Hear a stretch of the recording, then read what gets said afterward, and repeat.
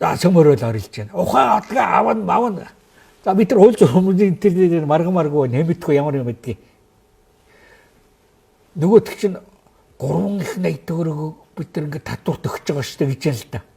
Тэгвэл дахиад нэг 10 ухаан утгыг байгуулалт хийчихлээ хуух дээр хэлээд.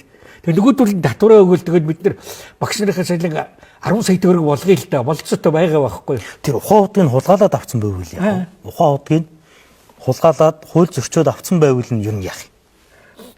Гэхдээ тэр нь хуулийнхны асуудлыг чи хариуцдаг газрууд нь өөр байна шүү дээ. Бид нар чинь шийдээд гарсныхан дараа энэ зүйлийг ярих хэрэгтэй байхгүй тийм ээ? Хурааж аваа. Надад ямар хамаатай би зүгээр амьдрна. Чи хурааж аваад чам дээр очих уу? Нэг төгрөгч чам дээр очихгүй заа юу? Тантай яг адилхан байр суурь. Бид өөрсдөө хууг авчтээ. Яг адилхан байр суурь. Яг адилхан. Ийм системтэй байна. Тэгэхээр хурааж авахын чи хоолойгоо сөөтл хурааж авъя гэж ориллоо. Эцэст нь чамд юу ногдох гэдэг юм?